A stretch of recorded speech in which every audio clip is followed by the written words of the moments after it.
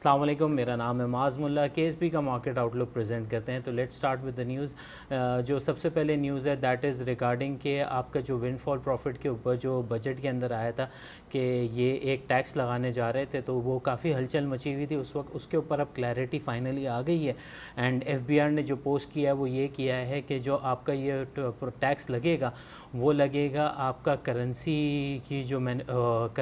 جو گین ہے اس کے اوپر لگے گا، اینڈ دوسرا جو ہے وہ آپ کا لگے گا انوینٹری گینز کے اوپر۔ تو اس کے اندر اگر آپ دیکھا جائے تو بینکنگ سیکٹر آپ کا آ جاتا ہے، ٹیکسٹائل سیکٹر آ جاتا ہے کرنسی گین کی طرف، اینڈ اگر آپ انوینٹری گینز کے اوپر دیکھیں تو موسٹ پروبیبلی جو لگتے ہیں جو سیکٹر سامنے نظر آتے ہیں that is O M C sector. تو یہ جو ہے اس کے اوپر ابھی کلیئرٹی فائنلی آ گئی ہے، اینڈ یہ پچھلے 3 سالوں کی جو آپ کے فسکل ایئرز ہیں ان کے اوپر لگے گا، تو دیٹ از 21، 22 اینڈ 23۔ تو یہ 3 سالوں کے اوپر جو لگے گا ریٹروسپیکٹیو لگے گا، اینڈ یہ دیکھتے ہیں کہ اب یہ کمپنیز کس طریقے سے اپنا رزلٹ پوسٹ کرتی ہیں اور کیا ٹیکسز کے اوپر رکھتی ہیں۔ اس کے علاوہ جو دوسری نیوز ہے دیٹ از ریگارڈنگ دا آپ کی گرین فیلڈ ریفائنری پروجیکٹ کے اوپر، جو 10 سے 11 ارب کی آرامکو کے ساتھ لگ رہی ہے۔ اس کے اندر جو ایک تھوڑی سی چیزیں آ رہی ہیں کہ ابھی پہلے آ رہا تھا کہ یہ 50-50 سپلٹ ہوگا، آرامکو کے پاس 50 ہوگا، باقی یہ جو 4 کمپنیز ہیں P S O, O G D C, P P L and آپ کی آل پرائیویٹائزیشن کمپنی جو گورنمنٹ کی ہے وہ اس کے اوپر 50-50 ہے۔ لیکن اب سننے میں آ رہا ہے یہ کہ شاید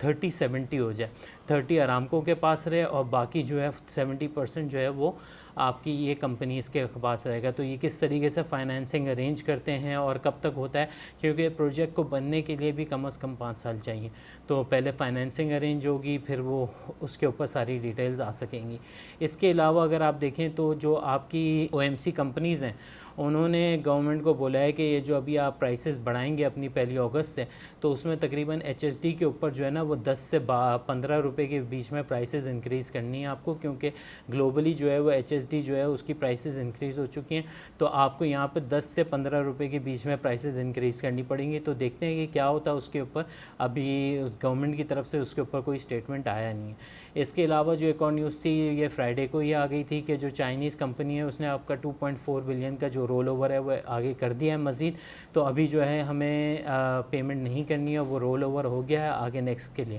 اس کے علاوہ اگر آپ دیکھیں تو مانیٹری پالیسی ہے، مانیٹری پالیسی جو ہے اس کے اندر اینٹیسپیشن جو ہے وہ 50% ہوا ہوا ہے لوگوں کا اوپینین۔ 50% لوگ کہتے ہیں کہ یہ تقریباً 100 بیسس پوائنٹ سے انکریز ہوگی، باقی کہتے ہیں کہ 50 یا اس سے کم ہو سکتا ہے۔ ہماری ایکسپیکٹیشن ایز کے ٹریڈ جو ہے وہ یہ 100 بیسس پوائنٹ کی ہے، اور کیونکہ آئی ایم ایف نے کیٹیگریکلی لکھا ہوا ہے اس کے اندر اپنے ڈاکیومنٹ کے اندر کہ پاکستان کو مانیٹری ٹائٹننگ کرنی ہے، تو وہ ایک حل یہی ہے کہ آپ اس طریقے سے انٹرسٹ ریٹ انکریز کریں۔ تو موسٹ پروبیبلی جو ہے وہ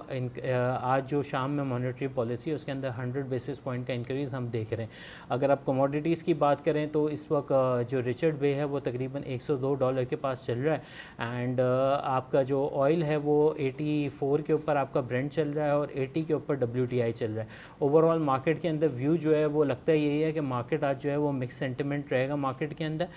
مانیٹری پالیسی کی وجہ سے تھوڑے مجھے لگتا ہے کہ آپ کا جو والیوم ہے وہ بھی تھوڑے نیچے آ سکتے ہیں، اینڈ